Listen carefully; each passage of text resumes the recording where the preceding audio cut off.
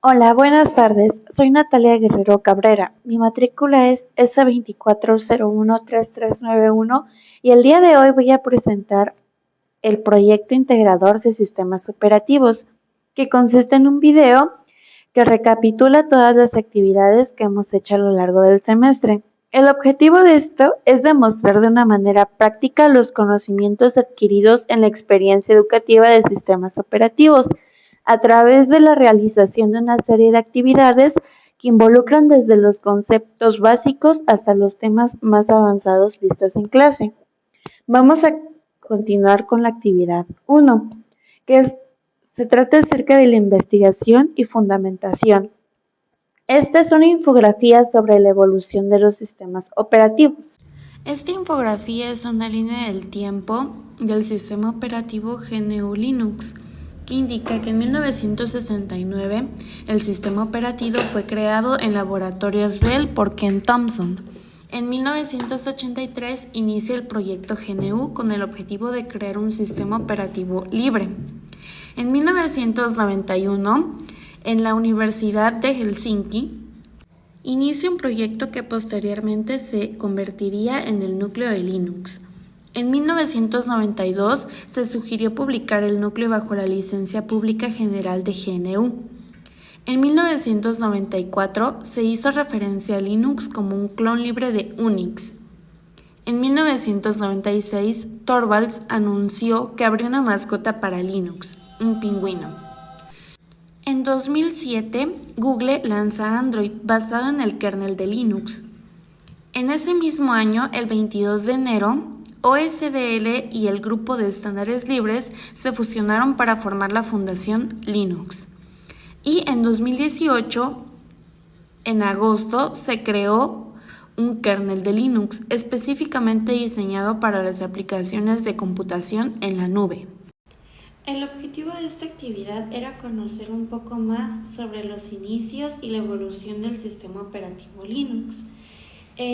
Para esto fue necesario realizar una investigación y los pasos para completar la actividad, pues elaboramos la infografía con la herramienta de Canva y no se presentaron dificultades técnicas en el proceso. Como siguiente actividad tenemos la instalación y la configuración en una máquina virtual del sistema operativo Linux Ubuntu. A continuación le explico. Comienzo descargando la máquina virtual para Windows 11. Una vez descargada, ejecuto el archivo que descargué, le doy Next en cada pantalla y acepto los permisos y dejo las opciones por defecto. Al final le doy en instalar y termino con Finish. Después procedo a descargar el sistema operativo Ubuntu. Este se va a descargar como un archivo .is. Una vez hecho esto, abro la máquina virtual, le doy en nuevo o new y le pongo de nombre Ubuntu. En ISO Image selecciono el archivo ubuntu.iso que he descargado. Después le pongo las configuraciones. Aquí yo le puse 6 GB de RAM, 2 CPUs y de tamaño me parece que le puse poco más de 25 GB. El almacenamiento se lo pongo como dinámico. Después selecciono la máquina virtual y le doy en Start. Tuve un pequeño problema para instalar el sistema operativo en la máquina virtual, ya que me daba un error del hipervisor. Busqué cómo solucionarlo y una vez ya solucionado pude instalar el sistema operativo en la máquina virtual. Después procedo a crear mi usuario y las configuraciones de idioma y zona horaria. Le asigno una contraseña a mi usuario y después ya está listo para usarse. Aquí podemos ver la pantalla de inicio de sesión con mi usuario Natalia. Accedo y me da la bienvenida.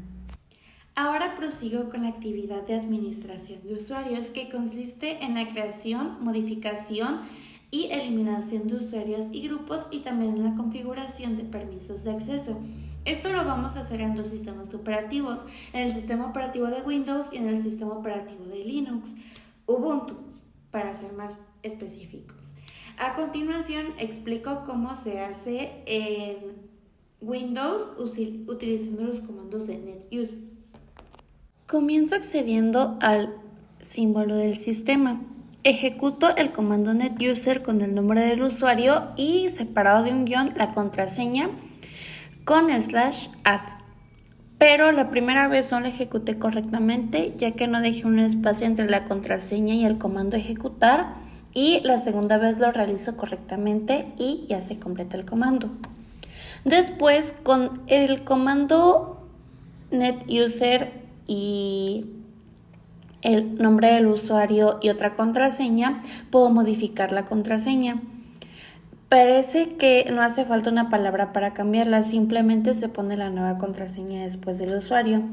En este caso yo cambié la contraseña de Lana del Rey a Natita Pop. Después procedo a crear un grupo de usuarios al que nombré Brillitos Glitter Clean y con el /add, al igual que para crear un usuario, creé el grupo. Después procedo a añadir el usuario que creé, o sea, Ultranat, al grupo que creé en el paso anterior, y de igual manera uso el comando /add. Después modifico los privilegios del usuario y lo agregué al grupo de administradores. Y como último paso, elimina el usuario que había creado con /delete y ya. Y ahora les voy a explicar cómo fue que lo hice en el sistema operativo Ubuntu con su propia terminal. En el sistema operativo Ubuntu comencé abriendo la terminal con Alt más Control más T y me abre la terminal. Así que procedo a ejecutar los comandos para la creación de usuarios, de grupos, asignar permisos, eliminar usuarios y grupos. Aquí comencé creando el nuevo usuario Natita Pop 1. Me pidió que agregara datos adicionales, que son como teléfono, el número de habitación, teléfono de trabajo, teléfono de casa y algún otro. Parece que el usuario que creé fue añadido al grupo multiusuario, por lo que al ser añadido a ese grupo pide estos datos. Después intenté crear un nuevo grupo, pero creo que no se pudo porque al darle Enter salía como un signo mayor que, y pues mejor cerré la terminal y lo volví a intentar. Aquí puse de nuevo el comando para verificar que se hubiera creado el usuario Natita Pop 1 y sí se creó. Después intenté crear un nuevo grupo de usuarios, pero parece que olvidé la contraseña y no se creó. Después seguí con darle los permisos de administrador al usuario Natita Pop 1 y después lo eliminé con el comando sudo del user remove home Natita Pop 1. Y por último creé un archivo de texto y le asigné los permisos de lectura, escritura y ejecución con el chmod 740 archivo.txt. El número 7 indica que se es propietario. Ya que lectura tiene un valor de 4, escritura tiene un valor de 2 y ejecución tiene valor de 1. Y 4 más 2 más 1 es 7, o sea, control total. El grupo solo puede ejecutar el número 4, que es de lectura, y otros es sin permiso. Por eso es 740. El objetivo de esta actividad era aprender a crear usuarios, grupos y asignarles permisos desde terminal, ya sea en el sistema operativo Windows o en el sistema operativo Linux Ubuntu. Para esta actividad fue necesario conocer los comandos requeridos para lograr cada una de las creaciones de usuario, de grupos y de asignación de permisos. A continuación, voy a presentar la actividad de administración de archivos y directorios con PowerShell en el caso de Windows y con la terminal de Linux Ubuntu. Comencé creando la carpeta ejercicios PowerShell en mi escritorio y lo abrí con su ruta de acceso desde el PowerShell ejecutándose como administrador. Después creé las subcarpetas requeridas, pero me fijé que se estaban creando como archivos y no como carpetas, así que las borré. Después, con el comando mkdir, aquí las he creado bien, esta vez como carpetas. Después le añadí a la carpeta los documentos que decían indicación, que eran archivo1.txt, archivo 2.docs y archivo 3.pdf. Y con el comando getChildItem verifiqué que estos archivos ya estaban creados dentro de la carpeta. Después añadí canciones a la carpeta música y les puse el nombre de algunas canciones que conozco. Y nuevamente con el comando getChildItem verifiqué que ya se encontraran dentro de la carpeta música. Después copié el archivo txt a la carpeta de fotos y para eso utilizo el comando getChildItem para mostrar que ya se haya copiado. Por último, elimino una canción de la carpeta música con el comando removeItem. El objetivo de esta actividad era aprender a crear carpetas, copiar elementos y pegar elementos desde terminal. Lo que requerí y necesité fue saber los comandos que se necesitan insertar para que cada una de estas acciones se lleve a cabo. Ahora veremos cómo se hace en el sistema operativo de Linux Ubuntu. A continuación mostraré un script de Ubuntu que lo usé para crear una nueva carpeta y archivos y poder copiar estos dentro de la máquina virtual. Voy a dejar por aquí las fotos porque no pude copiar el archivo de la máquina virtual a mi máquina principal, así que en un momento ya lo explico. En este documento se encuentra un script de práctica de Bash para la gestión de archivos en Ubuntu, junto con un resumen de los comandos utilizados. La secuencia de los comandos en el script es primero creación y contenido. Crea un directorio llamado dulcería con el comando mkdir dulcería y entra en él con c de dulcería.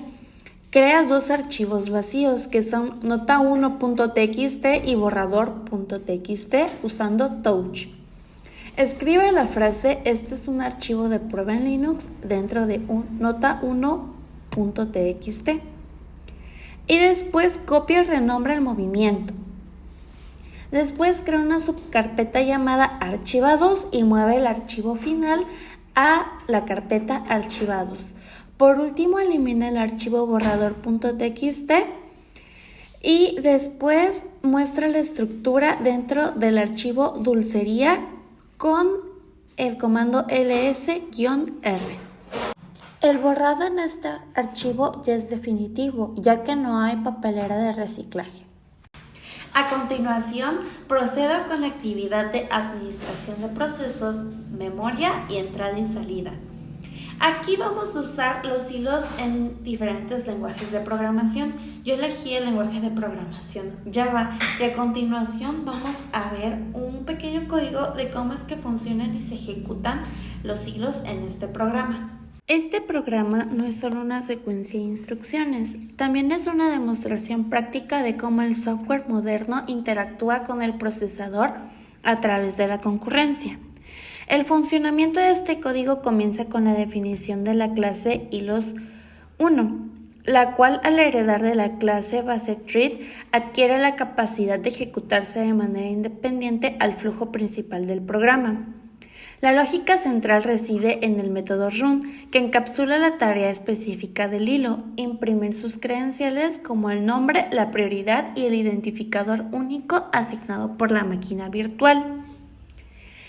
El punto crítico del funcionamiento ocurre en el método main al invocar start. A diferencia de una llamada a un método convencional, start no ejecuta el código inmediatamente. Su función es instruir a la máquina virtual de Java para que solicite al sistema operativo la creación de un nuevo contexto de ejecución. En este momento, el hilo entra en un estado de listo, quedando a la espera de que el procesador le asigne un espacio de tiempo. Y aquí es donde entra en juego el planificador de hilos Scheduler del sistema operativo. Aunque el programa asigna prioridades específicas a cada hilo, el planificador es quien tiene la última palabra sobre el orden de ejecución, basándose en la carga del sistema y la disponibilidad de los núcleos del procesador. Esta es la razón por la cual el orden de los mensajes en la consola varía en cada ejecución. Es la naturaleza no determinista de la computación paralela en acción. Los hilos son la unidad básica de utilización de la CPU. Su utilidad en los sistemas operativos modernos es fundamental por 3 razones principales. Una de ellas es la eficiencia o la multitarea. Permite que un solo proceso realice múltiples tareas a la vez. Por ejemplo, un navegador web usa un hilo para descargar un archivo mientras usa otro para permitir seguir haciendo scroll en la página. Otra de ellas es la capacidad de respuesta, ya que evitan que una aplicación se congele. Si una operación pesada, como leer una base de datos grande, hace que el hilo principal o la pantalla se congele, al mover un hilo secundario, la interfaz sigue respondiendo al usuario. Y por último, el aprovechamiento del hardware. Los procesadores actuales tienen múltiples núcleos sin hilos. Un programa solo usaría un núcleo, desperdiciando la potencia de los demás. Los hilos permiten dividir el trabajo para usar toda la potencia del procesador. A continuación, veremos el informe de una investigación en una presentación acerca de la memoria virtual y el buffering en sistemas operativos. Memoria virtual y buffering en sistemas operativos. La memoria virtual es una técnica de gestión de memoria que permite al sistema operativo presentar a los procesos de usuario un espacio de direcciones mayor que la memoria física RAM disponible. Algunos conceptos claves son abstracción, ya que separa la memoria lógica, la que ve el programador o el programa, de la memoria física, el hardware real. La paginación, o sea que divide la memoria virtual en bloques de tamaño fijo llamados páginas y la memoria física en marcos. Y el Memory Management Unit, que es el hardware encargado de traducir las direcciones virtuales a direcciones físicas en tiempo real. ¿Cómo funciona? Carga bajo demanda. No se carga todo el programa en RAM, solo se cargarán las páginas que se están usando actualmente. Como segundo paso tenemos el swapping o intercambio. Cuando la RAM se llena, el sistema operativo mueve las páginas menos utilizadas y eso está basado en algunos algoritmos como LRU, o sea, Least Recent Usage, al disco duro, que es un espacio de swap o archivo de paginación. Y después tenemos el fallo de página o page fault. Ocurre cuando un programa intenta acceder a una página que no está en RAM. El sistema operativo interrumpe el proceso y busca la paginación en el disco, la carga en un marco libre de RAM y reanuda el proceso.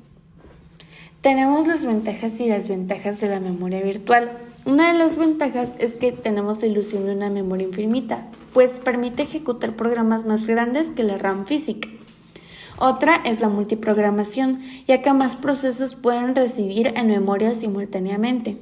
Y la protección, ya que cada proceso tiene su propio espacio aislado, evitando que uno corrompa la memoria de otro.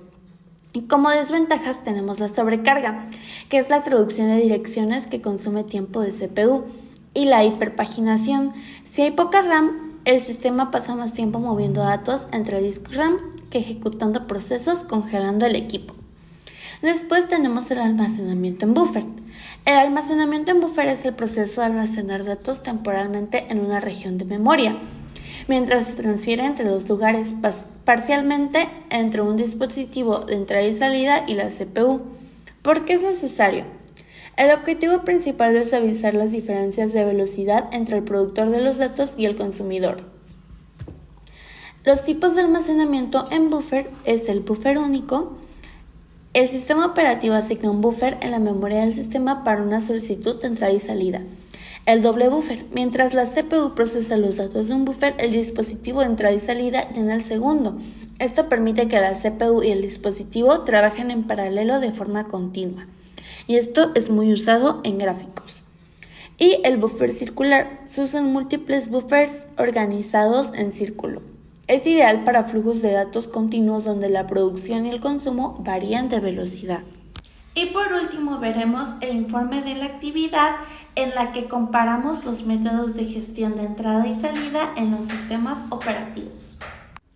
Tópicos de gestión de entrada y salida. La ineficiencia en la gestión de entrada y salida puede generar cuellos de botella severos, afectando el rendimiento general del sistema. Para mitigar estos problemas y mantener la coherencia del sistema, la arquitectura moderna de los sistemas operativos se basa en 3 mecanismos fundamentales: buffering, paso de mensajes y drivers de dispositivos. El paso de mensajes es un mecanismo de comunicación entre procesos que permite a procesos separados intercambiar información y sincronizar sus acciones sin necesidad de compartir un espacio de memoria directamente. Es fundamental en sistemas operativos y especialmente en sistemas distribuidos. El paso de mensajes es crucial por varias razones, específicamente para la interacción con dispositivos de entrada y salida. Por ejemplo, aislamiento y seguridad, sincronización sencilla, comunicación en red y diseño modular. Los procesos se comunican enviando y recibiendo mensajes a través de un canal o enlace de comunicación asistidos por el sistema operativo. Inicia con el proceso emisor, con la comunicación y la operación de envío.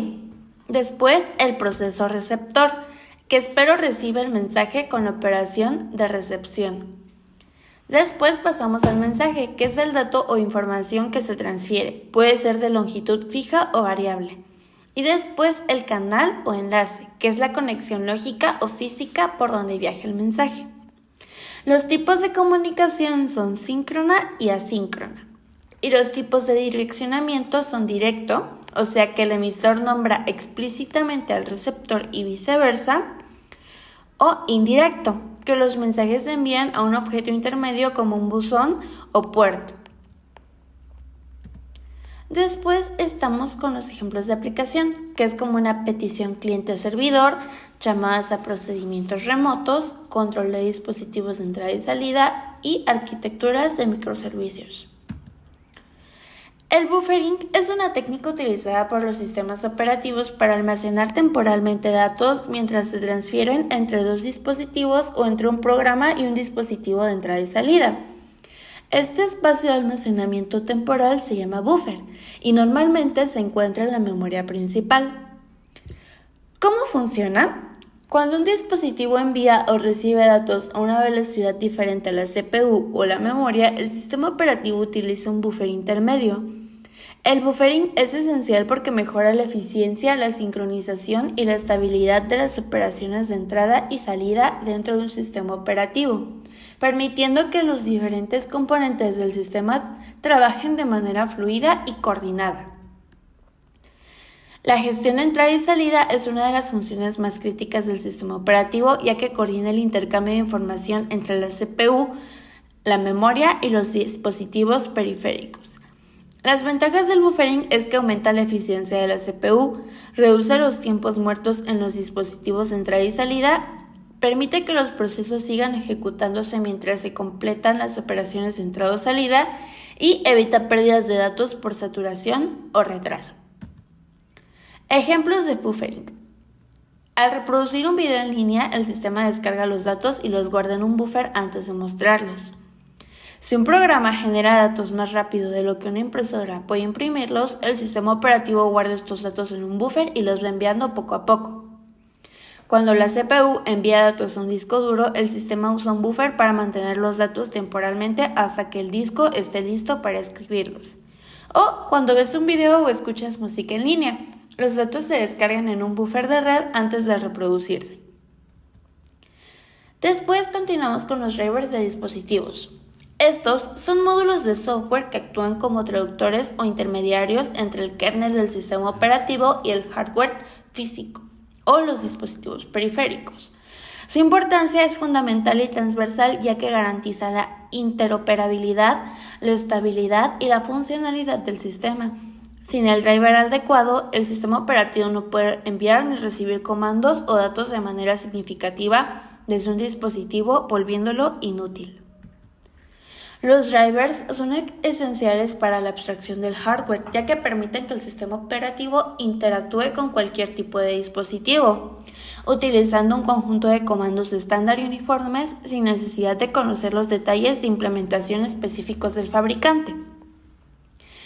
Son esenciales para la seguridad y la estabilidad, ya que a menudo se ejecutan en modo kernel, lo que les da acceso privilegiado al hardware. Un driver bien diseñado aísla las particularidades del dispositivo, protegiendo al núcleo de errores o fallas de hardware y asegurando que las operaciones de entrada y salida no comprometan la estabilidad general del sistema. Un driver de dispositivo es una biblioteca o módulo cargable dinámicamente que se encarga de 3 tareas principales: traducción de solicitudes, gestión de interrupciones y control de registros del dispositivo. Tenemos como ejemplo de dispositivos que ocupan drivers la tarjeta gráfica, el adaptador de red, el teclado USB y el disco duro. Muchas gracias por todo. Esa fue la presentación de mi proyecto integrador de sistemas operativos. Hasta luego.